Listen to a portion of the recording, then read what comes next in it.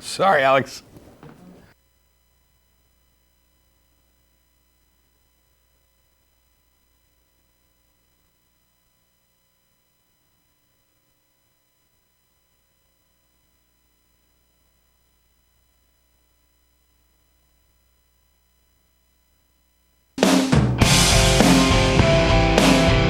Won't you listen to reason?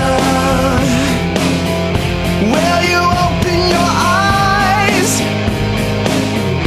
It's a wonder what you'll find with an open mind. You may be surprised. Yeah, gotta get away from this illusion for the sake of the world. This delusion, it's gotta go. Yeah. Hey everybody, we're live. It's February 3rd, 2013, which in America, the United States of America, means that there's some kind of major sporting event going on. It's Super Bowl Sunday, and just like every other year, when Super Bowl Sunday has rolled around, we've been here, because that's the way it works. It is. Would you say this was the TAE pregame show. Yeah, there you go. The TAE pregame show. Anyway, we are live. You can find out more information about the organization and the show at the web addresses that were listed previously. This is a live call-in show. We're going to be taking calls shortly. We're out of Austin, Texas, and we stream live over the internet. And occasionally we even post the show up on YouTube. So you can stop emailing about that. We're working on getting that back together and started. I'm Matt Dillahunty this week. Joining me, Tracy Harris. Welcome. You have lots of like candy canes. And all I kinds do. of I stuff. still have candy canes. It's like magic Moses. I have my Clarice lip balm. Clarice from Rudolph. I have no idea what that's referring to. Rudolph the Red-Nosed Reindeer? I know Rudolph. Did you remember the claymation? Yes. That's his girlfriend. Oh, yeah, yes. But why do you have it? It was a stocking stuffer. Oh. I've already eaten all my stocking stuffers. But I guess you can't really, well, I guess you could eat lip balm. Anyway, it's a live call-in show. You had some stuff that you wanted to address real quick before we get to call. I did. I had a dialogue with somebody recently, and I just want to kind of clarify some things. They had said that it was difficult for them to tell the difference between socialization and indoctrination. And I guess naively took them to be saying that they really didn't understand the difference and would like that clarified. But in reality, it was a passive-aggressive rhetorical question meant to assert that there is no difference. Like, rather than saying there is no difference, the person was pretending to ask what the difference is, but really it was, like I say, rhetorical assertion. But there is a difference, and there was one point in the conversation where I asked a friend of mine who has studied social anthropology and also linguistics, and I said, could you come and look at this thread and see what it is I'm not communicating, because I'm having difficulty understanding what it is that I'm saying that's hard to understand, and they're not understanding it, they're not. And so he came and kind of did a review of the thread, and then he kind of posted a clarification. And the one thing that he did say that I said, well, I would be willing to kind of, I guess, adopt that perspective, was he was like, well, it's possible that what the person is saying is that indoctrination is a form of socialization that is like an unhealthy form of socialization. And I said, well, I would certainly be amenable to that. I mean, if somebody wants to say socialization is, healthy structuring of like a person to help them be successful in the society, that's, I was arguing that it was different than the unhealthy indoctrination that happens when you try to coercively force someone to believe certain things. But what he was saying is that you could probably look at it under a broad umbrella of socialization and then say that this was just a very bad form of socialization. Yeah. And if that's, I was like, well, that's fine. I don't have a problem with that. But of course, this turned out to not be what the other person was asserting. They were just simply asserting, no, there's no difference. Which to me kind of strikes me as odd, because it's kind of like saying there's no difference between teaching and indoctrinating. Well, there are people that say there's no difference between education and indoctrination. I've heard that before too. I compared it to the difference between parenting and abusing a child. And I said, when you talk about parenting, you could say, I suppose, that abusing your kid is a form of parenting that is like a really crappy form of parenting. You know what I mean? It's like a bad form of parenting. And one of the things they were talking about in this dialogue was that religion does good things too, even though it does bad things. And I was like, well, abusive parents. You know, you could be sexually abusing your child and buy them presents and feed them well, which, you know, feeding them well and buying them gifts would be nice. But you could still be abusing them, which is not good, you know. And so you can be a good parent and do good things for your child and not abuse them. You know, and you can be an abusive parent and also do some good things for your kid. Now, that doesn't mean that there's no difference between healthy parenting and abuse, just because there might be some things in common there and just because there may be some similarly expressed goals.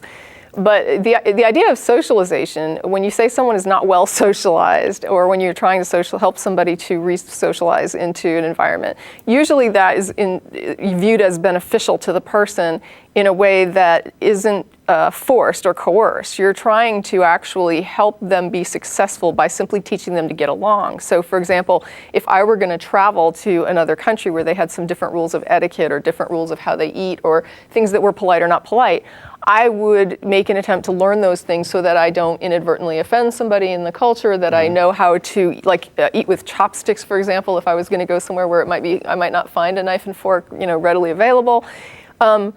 None of this would be stuff that would be coerced on me. If I went to learn the language, for example, if I was going to Japan and I went and took some classes on, you know, basic Japanese for communication purposes, just general conversational Japanese.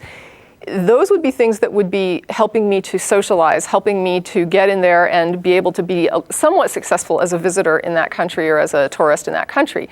There would be nothing about learning the language, learning the customs. None of that would require someone to coerce me or convince me that it was better to do it this way than this other way. There'd be nothing in there that would be threatening to me, they wouldn't say it's just an authoritarian mandate and you have to do it because this is the way you do it. Yeah. It's like, yes, this is the way they do it there. You're not going to be arrested if you pull out a plastic fork.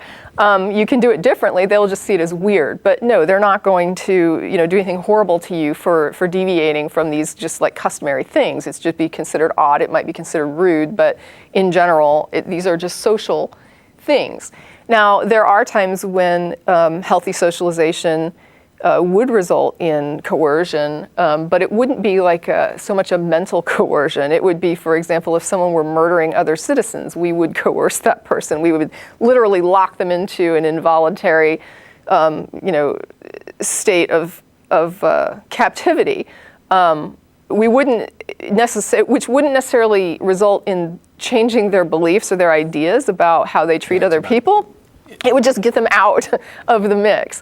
So if you can't stop killing people, we'll put you in a position where you can. Now, I will say that, you know, repeatedly in this dialogue, the person kept telling me, you know, that indoctrination can happen outside of religion, and I'd never, ever denied that. I never once said that that's not true. And in fact, I said I agreed that there are examples, you know, within probably most cultures that you can find something that is amenable to, or that is lends itself to propaganda, which would be like dishonest distortion of information in order to try to sway people to think a different way.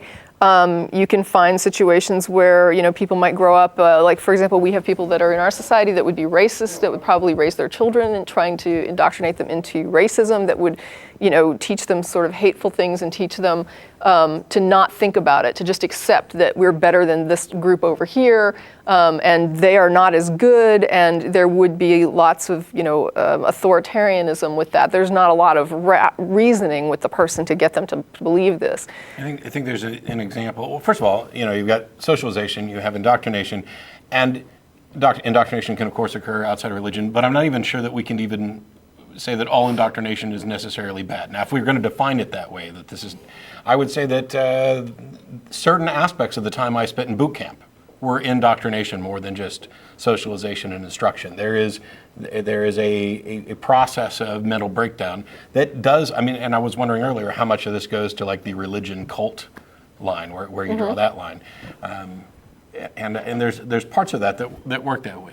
Yeah, but I would say that when you can identify threads of authoritarianism that are basically like, when you ask a question, you're just told that's how it is, and that's the answer. You may be looking at indoctrination. And if people are being coerced, when you hear things like, if you don't believe this, all these horrible things will happen, this is so much better than this other thing, and there's no real reasons being given. It's not really explained in a way that is amenable to questioning. And if you question it, that's, I think, what I'm talking about. The coercion comes along when people start to question. So when coercion is used to keep you from thinking and questioning, when authoritarianism is used as the answer and the explanation for why you have to accept these things, you're looking at something that goes beyond just the requirements of socializing a person. That's more than teaching you to use a knife and fork. That's more than teaching you the language. That's more than teaching you to shake hands and hold a door for someone. And these things may be different at different ages as well. Sure. So if you're talking about young children who aren't necessarily acting of their own volition and aren't of an age where they can consent and understand and all these other things, you may be engaged in indoctrinating. Right, a little. People communicate. Their communication psychology changes throughout their lives, and when you're little, you have what's called black and white thinking. What I find is that people that are into environments that are heavily indoctrinal, they tend to carry this black and white thinking into adulthood. They don't ever outgrow this. We're supposed to grow it out at a very young age. You're supposed to outgrow this, but some people keep going with this into adulthood. Black and white thinking is that, it's good or bad. And yes, you use that with like a very tiny child who has not developed like the cognitive psychology that's required to assess a situation. So for example, the hot stove to a very small child, you're going to present that stove or an iron as simply hot and dangerous and bad. And you don't really, the child doesn't need to really understand how or why or when it's bad, because later on when he gets old enough to grasp that it can be hot sometimes, it's not hot all the time, then he can kind of begin to police himself about when he touches the stove, doesn't touch the stove. But when he's really tiny, you just don't want him to ever touch it, right? Because he can't assess it, and you want him to kind of fear the stove, fear the iron. Don't go near it because it could really hurt you if you go over there at the wrong time and touch that thing. Stove bad. Yeah, it's bad, it's hot. Usually that's what we teach them. Hot, burn you, and the kid is like, ooh, you'll hear the little children repeat that, like, ooh, hot, So they understand that hot is not good. As soon as a child burns himself and understands hot. And later on, they learn that hot is good.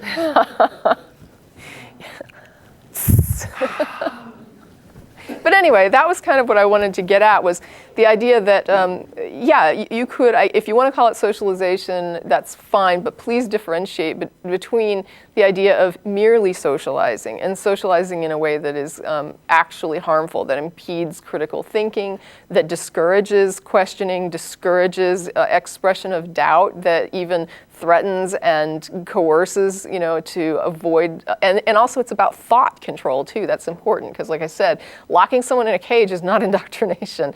Indoctrination is when you get them to lock themselves in a cage mentally. That's what your goal is when you indoctrinate a person, is getting them to stop asking by them on their own.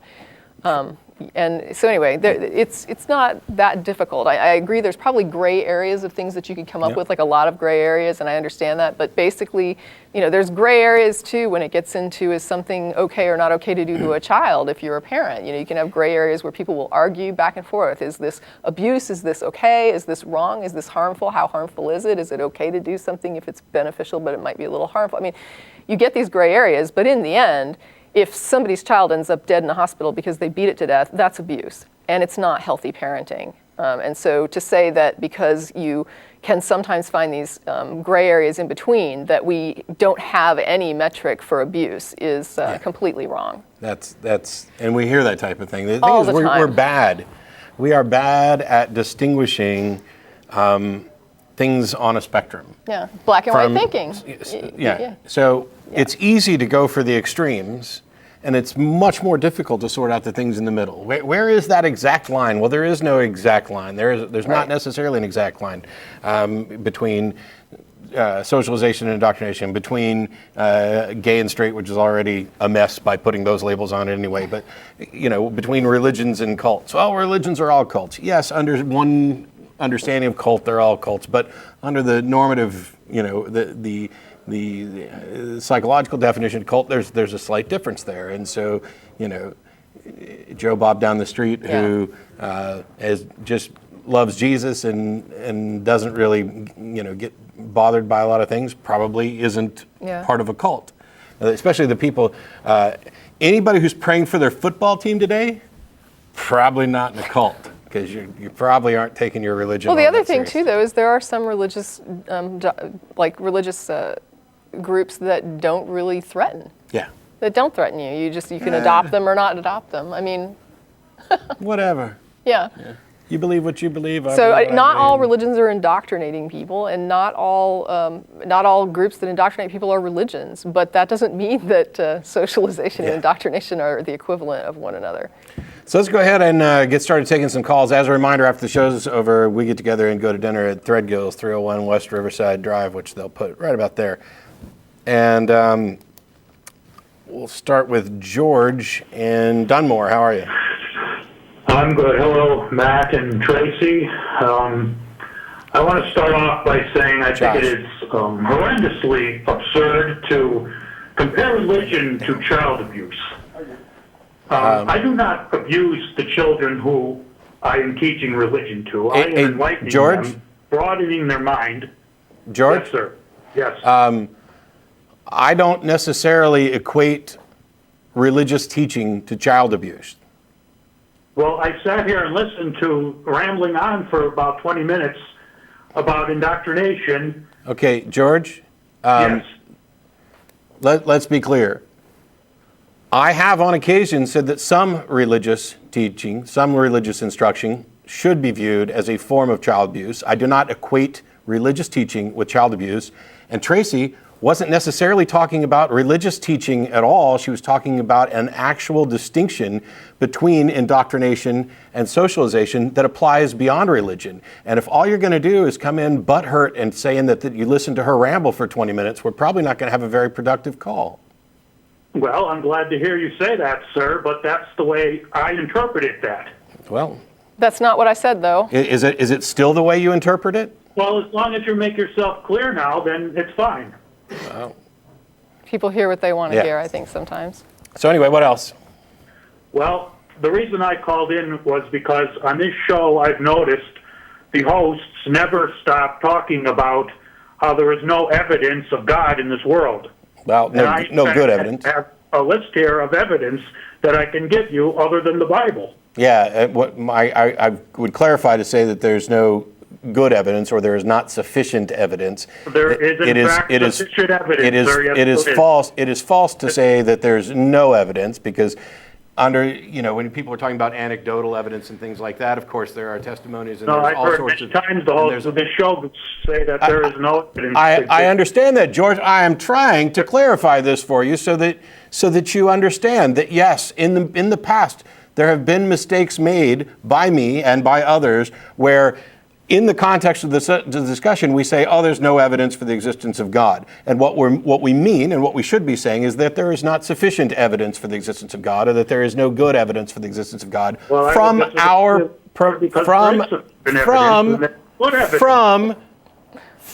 point of view. Well, I have to disagree with you, sir. Here's best evidence. I have a list here of evidence I could give you that I'm sure that you cannot deny. Can you give us the best one? That there is a God. Can you give us the best one? Yes, sir. The miracle of the sun. The miracle of the sun? The miracle of the sun, sir.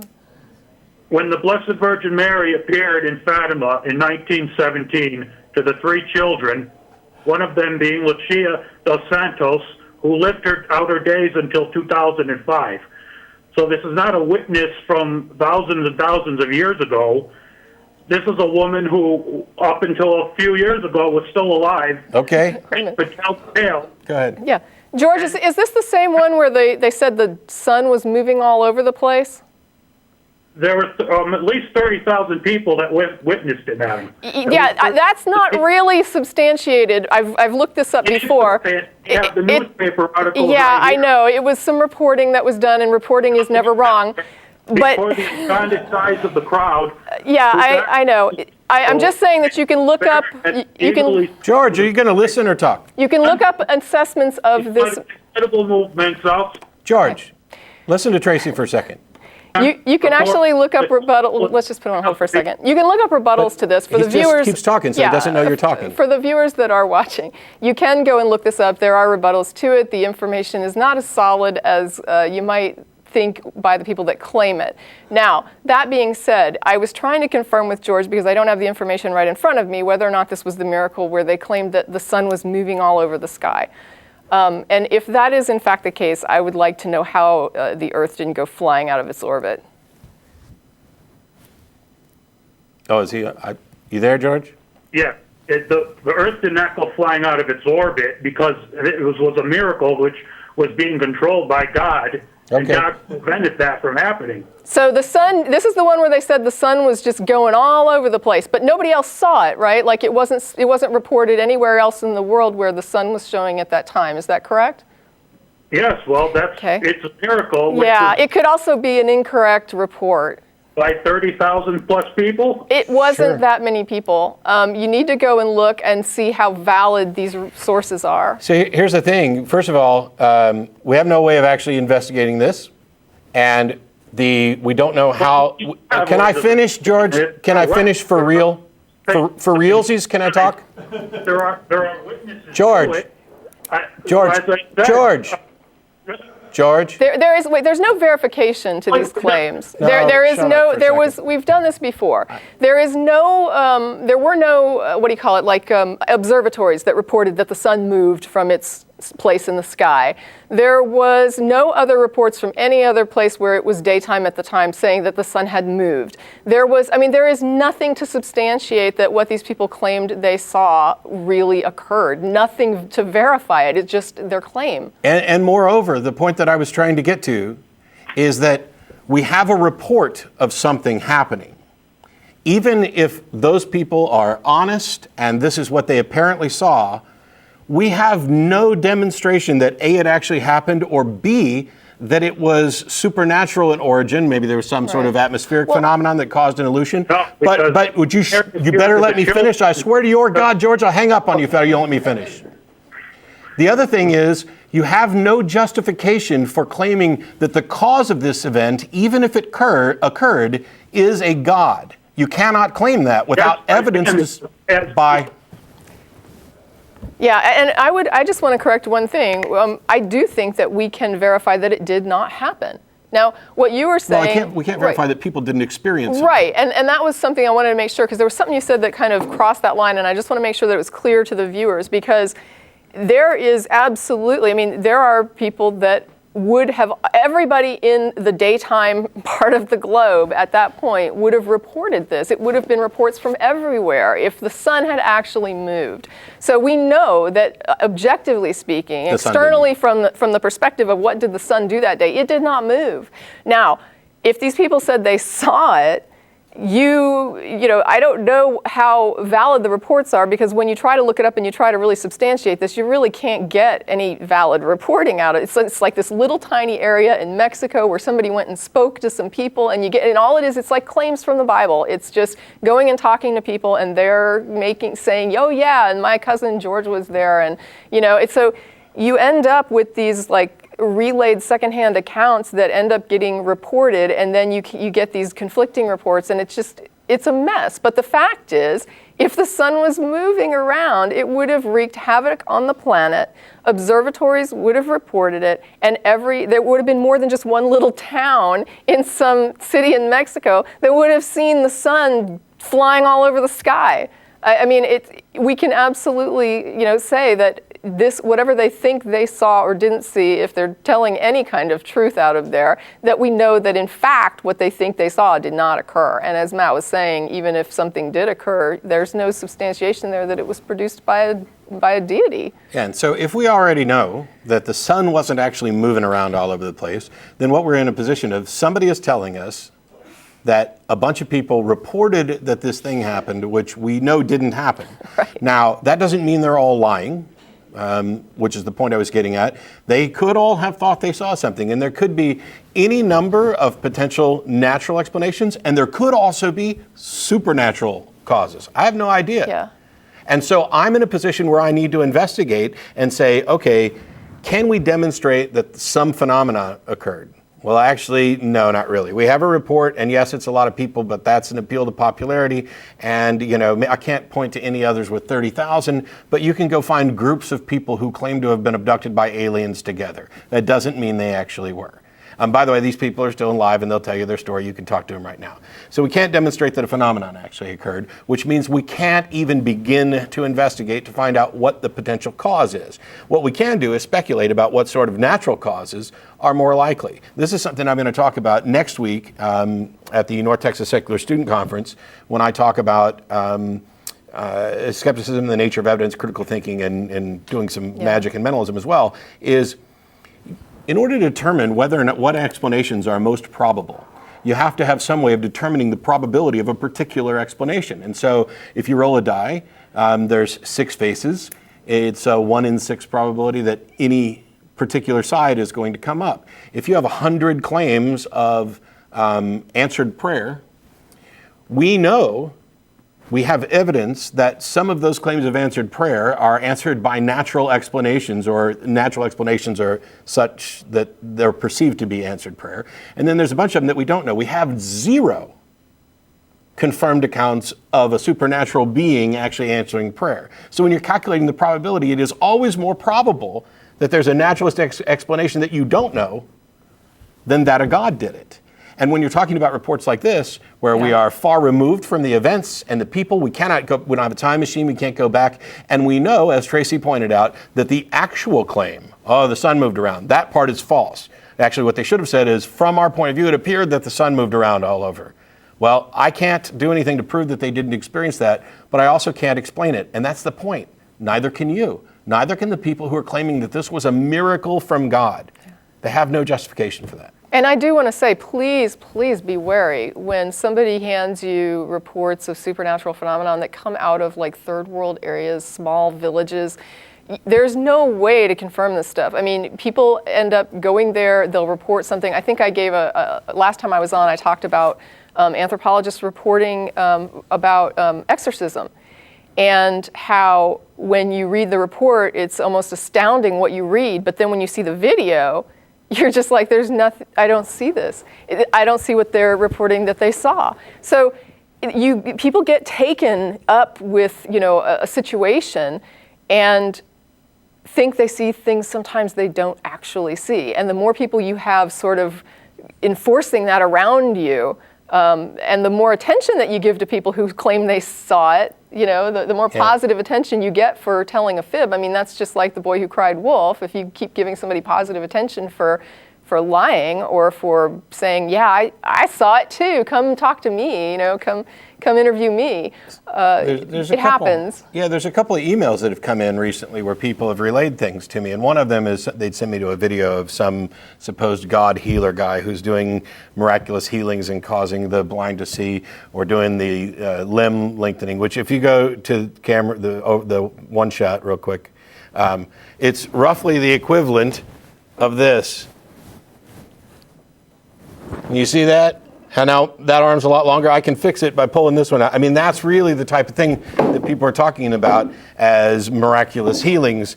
And we already know that a lot of these people are faking. But somebody else wrote in the other day I find it interesting that George's best evidence is this sketchy report. And the reason I think that he's convinced of it is because there's a number attached to it. Because 30 to 100,000 people reported this. But the rebuttals are all over the internet for this. I mean, just go and look it up if you have any doubt about the questions that surround this miracle. That's what he cited as his best evidence. Another individual sent me an email in this past week talking about the miracles that he's witnessed, including people rising from the dead.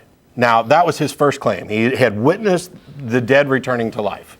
And I was tempted to go on and explain that, okay, I want specifics, and for example, we don't know that much about defining death. It's not necessarily a point, but a process.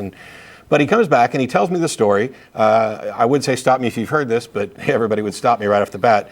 About a young kid who's out on a boat on a lake who falls overboard and is underwater for about 17 minutes or so, and the doctors say that he's not going to revive, and if he does, he's going to have brain damage. And lo and behold, somebody prays, and the kid recovers. And he sends me this, and I replied and said, okay, these reports, while not everyday occurrences, happen a lot, and we've actually done some or happen enough that we've investigated this, and we've understand about the mammalian diving reflex, and the reaction to, in particular, cold water amplifies this, such that your body will shut down. And kids, the suspicion is that this is because of features that are built into us in utero, because you're basically in a sack of fluid, and that kids are more likely to survive in this circumstance than adult. And I'm pointing to all this stuff in order to say that maybe this was a miracle, maybe it wasn't, but we have this naturalistic explanation for it, which we see over and over and seems reasonable. And I send that off, and he comes back with, well, no, the water wasn't cold. I didn't say it had to be. Right. That's not a requirement. I'm just saying it works better in that situation. And by the way, 2 weeks later, this little boy comes up to his mommy and tells him that Jesus and some angels took him to heaven. How could he know that? How could he? 4-year-olds can't understand life and death that way. Let me tell you something. If you're a 4-year-old in a household of people who think that you've just been saved by a miracle, I'd be dumbfounded if within 2 weeks you weren't claiming that Jesus and the angels took you up there. Kids are little sponges, and they're after their parents and family members' attention and approval. And if the people in the family, and don't tell me that they weren't, are running around talking about how Jesus saved their son from a drowning death, yes, and you think it's a miracle that 2 weeks later he finally catches on, I'm surprised he wasn't doing it in 2 days, and talks about how Jesus saved. None of this is miraculous. All of this is mundane. Now, the being underwater for 17 minutes and recovering is not normal, everyday happenstance, right, but it's not in the realm of the miraculous. But it's way more miraculous than second and third hand reports of 30,000 people who supposedly saw something that looked like the sun moving around. I mean, come on now. What about that? I'm convinced that the thing that was convincing about that was the number. All these people couldn't be wrong. Yes, they could.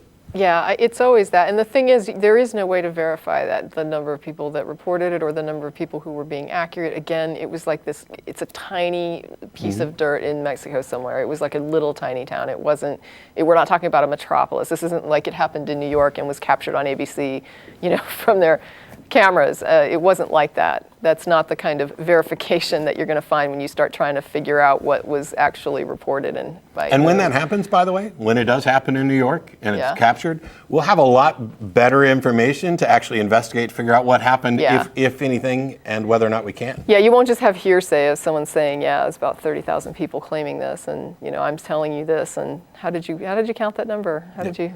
Yeah. Anyway, since we're on for an hour, we're going to go and get some more calls real quick. Robert in Bowling Green, how are you? Yeah, I'm doing all right. I'm glad I could get a hold of you guys. I kind of didn't think I was going to make it, but hey, how you doing? Not too bad. Well, I've just got kind of a personal question. It isn't anything philosophical or anything. It's just there are a lot of atheist personalities popping up on the internet and YouTube. That's where I met you guys, and got to watch your show and got to know your positions a little better. And sorry, I'm kind of tired. And a little nervous, spice it up for you. That's why I kind of stutter.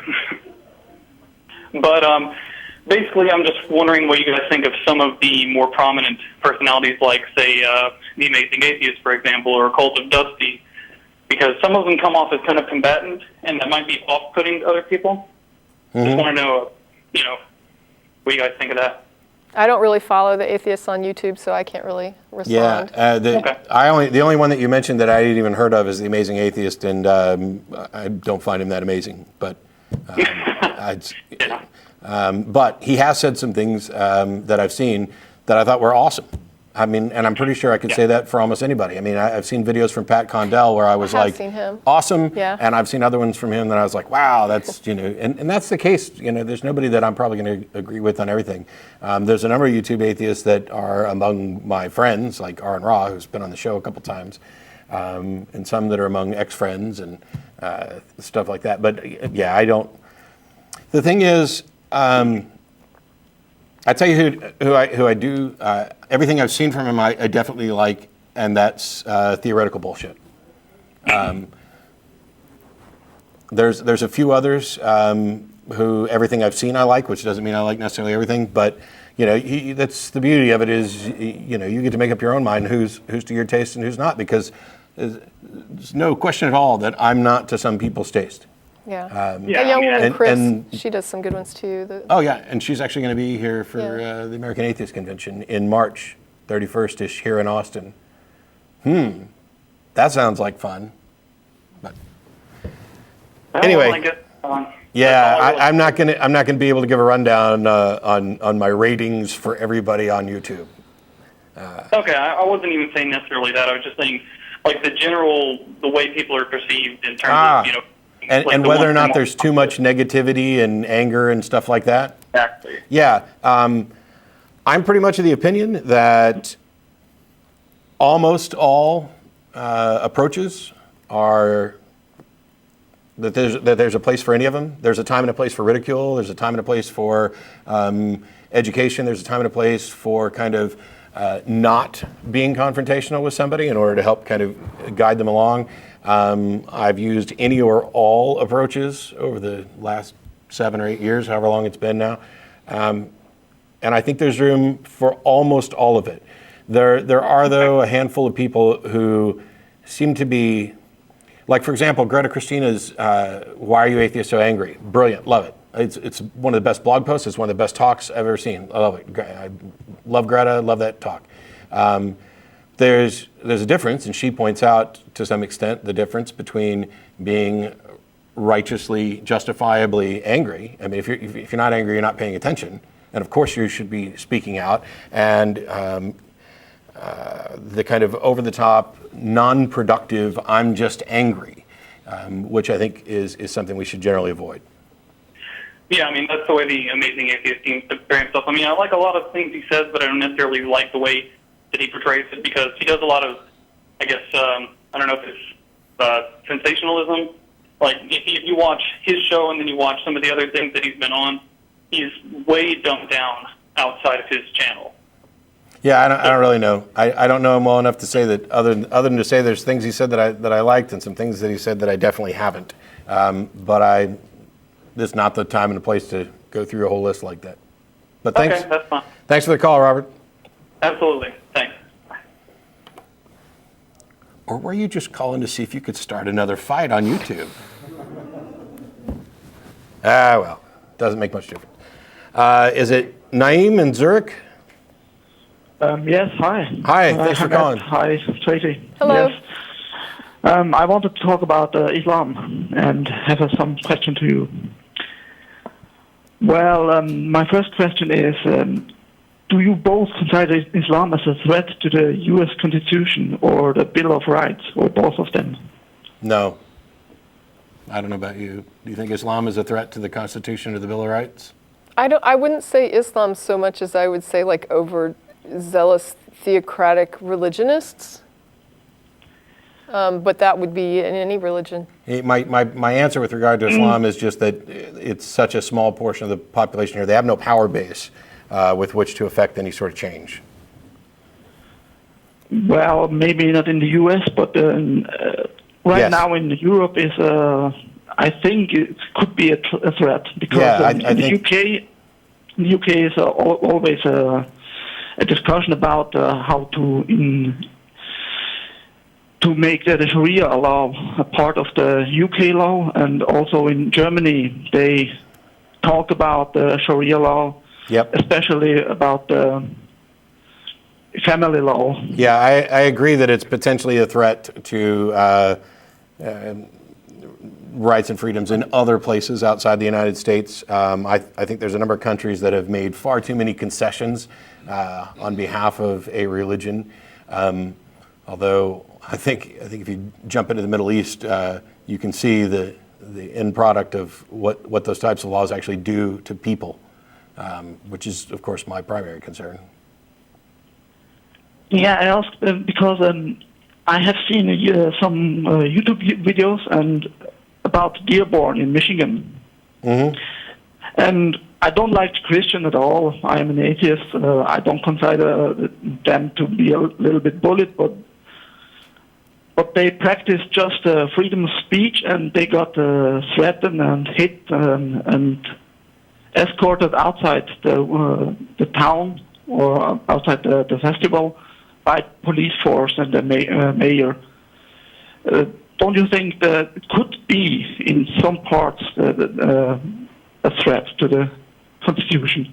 Well, are there places in the United States, little pockets of I was going to say humanity, but I guess quasi-humanity, where religious zealots of some stripe or another are violating the rights of individuals? You betcha. We've seen atheist families run out of town on a rail almost in a couple of areas, and it wouldn't surprise me to hear that where perhaps a bunch of Muslims have gotten together, that they might have more power over what is allowed and what isn't allowed within their city or town or whatever. But I don't see that as a broader threat to the United States. It's just something that we need to keep addressing and saying, no, you don't get to do this. Okay. Yes, and my last little question would be, which religion do you both think is the most stupidest?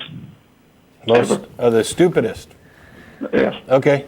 I don't think I have a top. I mean, there's I could probably come up with some that are like less objectionable, a few, but I mean, in the end, they all have these wild tales that are, I mean, there's always something a little wild going on, and usually it's like an entire construct of wild that applies. I think for me, it's a tie between Mormonism and Scientology. And why Mormonism or Scientology? What's special about them? First of all, they're both pretty new, so we can kind of track their origins. In the case of Mormonism, we can track their origins to a con man. And in the case of Scientology, we can track its origins to a science fiction author who talked about forming a religion to get rich. And then there are the obviously false things that are within both of them that tend to get covered up. Within Mormonism, the idea that the Native Americans were the lost tribe of the Israelites, and that this whole kind of racist thing about blacks, which they're trying to shovel under the carpet, but making up a language, I forget what it is, something Egyptian.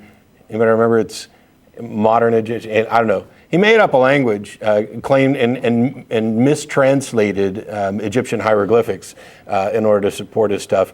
And then in Scientology, it's one of those.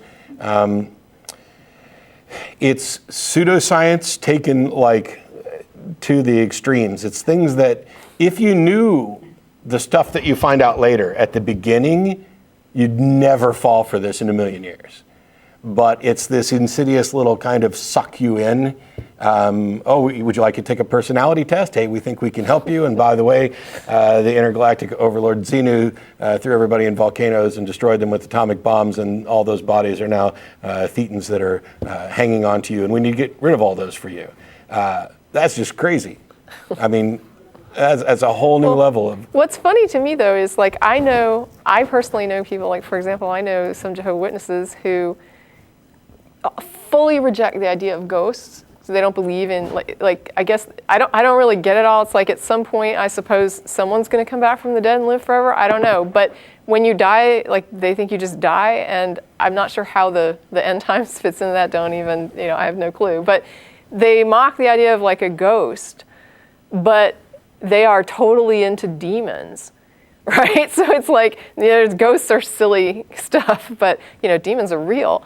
So I don't know sometimes how, I don't really understand where those lines are in the sand where something becomes too silly and something else is believable to them.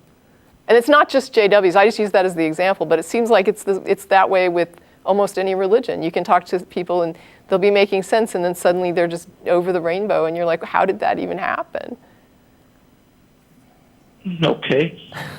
Well, thanks for the little talk. Sure. Thanks for calling. Bye-bye. All right. And no.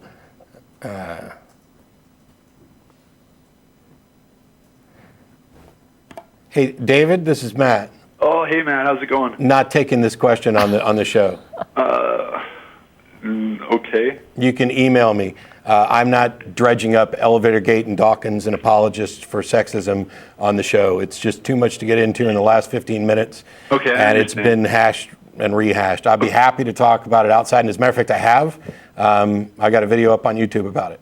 Yeah. Can you give me? I'd love to email about it. You about it. I actually just heard about it, and I just wanted to weigh in. Yeah. Just hearing about it. Wow. Cool. TV at atheist-community.org. That gets to all of us. Okay. So thanks, Dave. If you keep an eye out, I think I got something constructive to say about it. I doubt that, but I'm looking forward to hearing it just in case I'm wrong. Okay. Thanks. Sure. All right. Kenny in Elk Grove, how are you? Hey, how are you, Matt? Nice to talk to you again. Pretty good. We had a nice little discussion last time about radioactive fracturing in minerals being indicative of accelerated radioactive decay, and after listening to you and Martin, I decided to go a different research avenue and looked into nuclear waste management and found a bunch of articles on radiation damage to minerals by scientists that are publishing more in this century. And so basically, I'm finding a lot of the same thing. They're observing the same phenomenon of the fractures occurring in the strongest part of the mineral instead of the weakest part, where it would be predicted if it was slowly expanding. I have an 87 article and then some other articles. The 87 article is about a zircon. There's 4 or 5 scientists that contributed to that paper. And so what I'm in the process of doing is following up on finding a close agreement by a group of competent scientists that specialize in this area. Which have you done that yet? Well, I'm doing that now. Okay, then I don't need to rehash the whole conversation here. When you actually get to that point, then maybe we can talk about it, except that I'm not a geologist, so maybe it would be better to not call into an atheist TV show, but instead actually go talk to scientists. Sure, I agree with you on that. Okay. It might be actually helpful to your show, too, if your call screeners discourage scientific discussion. Well, that would help, too. Yeah, except that we're not here to discourage scientific discussion. There are certain elements of scientific discussion that we're okay with. But if you, in the cases where calls like the one that we previously had, where you're going to call and offer, well, you know, I don't have resources here to have that sort of debate. But at the end of the day, even if your position was right, it doesn't do anything to tell us about or to disprove the bulk of science and demonstrate that a God exists. But what did you have for us today? Well, I wanted to ask you some questions. I figured you haven't had a discussion in detail about what happened to the Canaanites and foreign national slavery in Leviticus. And I was wondering, have you by any chance read the 12th chapter of the Wisdom of Solomon? The book in the Septuagint. I don't recall. Well, what it basically... Oh, are you still talking? Nope. Okay, I'm watching your mouth, and the words are coming over later. Yeah, there's a delay. I'll try not to watch you. That's a good idea. Yeah. I recommend that for everybody. Stop watching. Oh, no, wait. So anyway, we got like 12 minutes left in the show, and you want to talk about the Canaanites and slavery, so let's get to it. Well, we'll get to the Canaanites. We probably don't have time for the slavery, but the Canaanites are addressed in Wisdom of Solomon as being basically individuals that sacrificed children, grilled them, and ate them. You're talking about a non-canonical book. Well, sure, but it's not canonical to Protestants. I'm not a Protestant. I'm Eastern Orthodox. Okay, but okay, sure.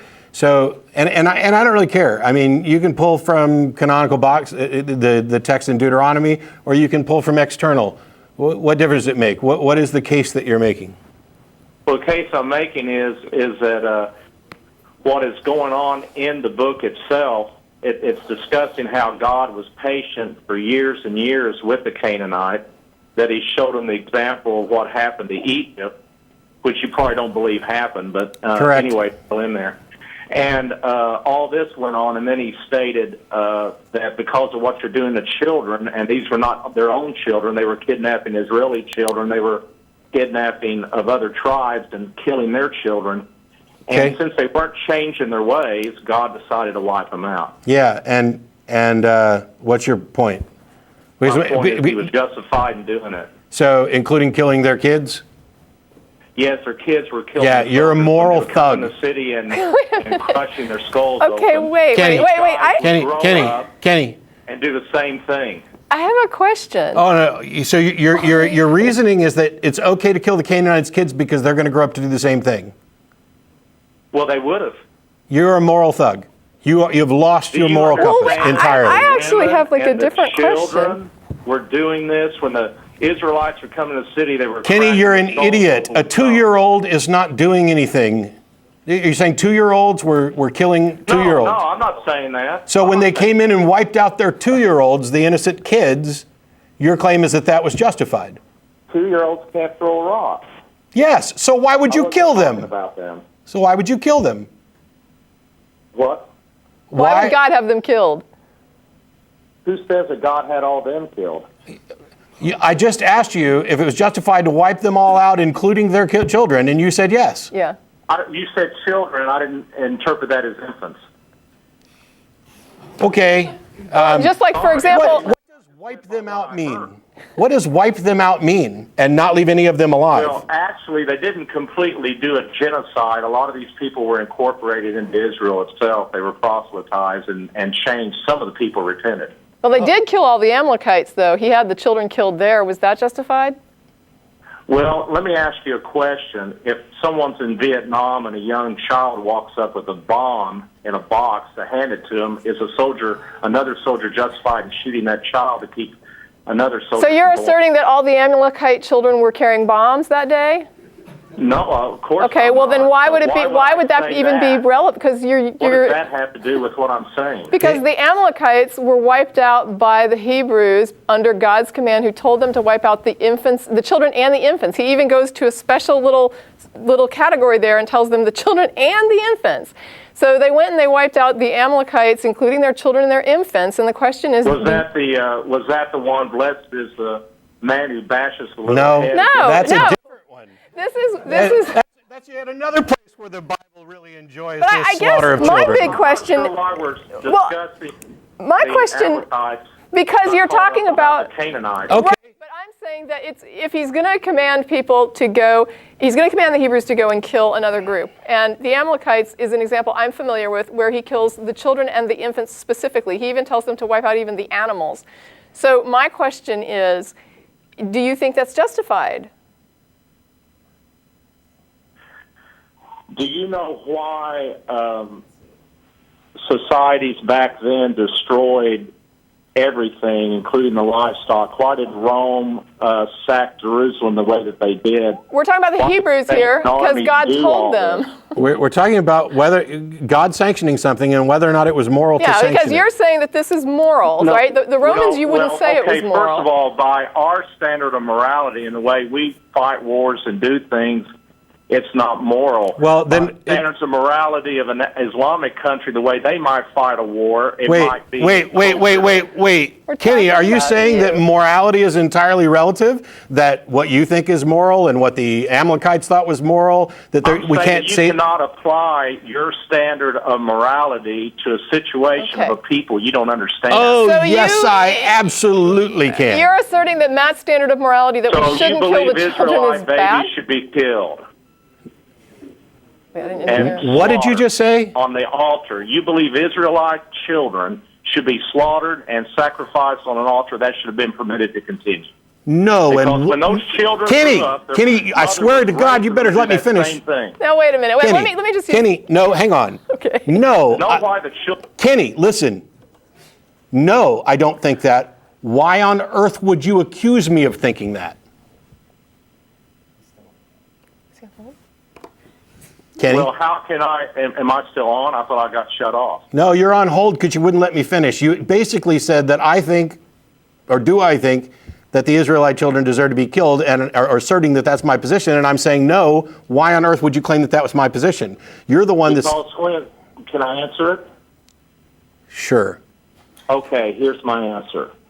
When the children grew up and raised by their surviving mothers, who wouldn't have been killed either if the women and the children were allowed to live, they would have raised that child Kenny, to have vengeance against Israel and turn right around and do the same thing. Kenny, what the hell does... a way out, though. Kenny, what the hell does that have to do with my position? You made a claim about what I believe, and now you're going back to tell me about the ancient Israelites did this and that and this for this other. What the hell does that have to do with what I just asked you? Hello?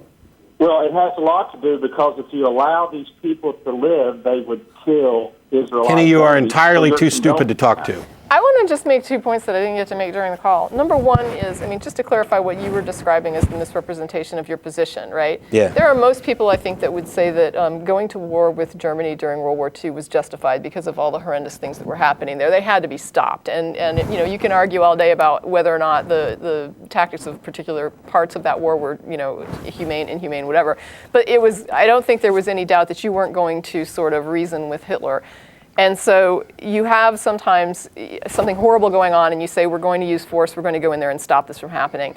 And that does not mean that you then go in and wipe out all the children, right? And just because someone asks and says, hey, I don't think you should go in there and kill all the Germans, everybody, and including the infants and everything, and all the animals and everything, and then you say, oh, well, you're okay then with Jews being killed in ovens? Yeah, I guess that's what that exactly means. what it was. It's like, no, Why do you hate the troops? Absolutely, it's almost offensively, obscenely stupid. Yeah. And then I had another question which I wanted to ask was, wouldn't God have done better to protect his people's children?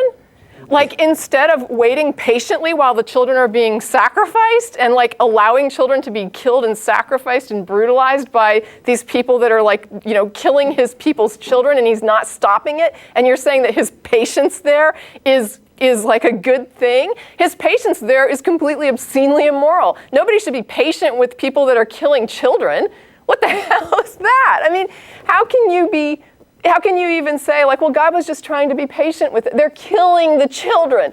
You don't be patient, you protect those children. What the hell kind of God wouldn't protect children from somebody that's killing them on altars? I'll tell you, Wahoo. And then, the exact same kind of God that would say, screw it, I don't care who did it, wipe them all out. even their children. Yeah. What is this? So you let them kill What's a bunch good of for the children, goose? and then you go and kill their children as a result. And it's just it's just an obscenity. Yeah, your religion has completely poisoned your ability to think reasonably, especially on matters of morality. And it's because you are put in the position where you have to come up with some kind of defense for something that you, under any other circumstances, would look at as a moral atrocity. If the United States, when we went into Germany or any other place, if our mission statement was wipe them all out, we would be the same sort of a moral thug that your God supposedly is. That is not...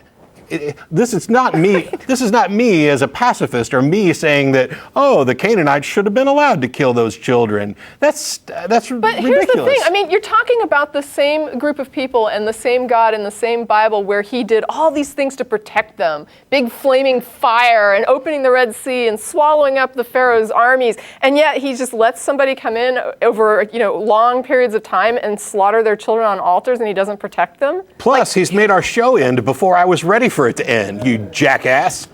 Anyway, thanks a lot for calling. I'll be out next week. Russell will be here. I'll be up at the North Texas Secular Student Conference. Thanks so much, everybody. Bye-bye.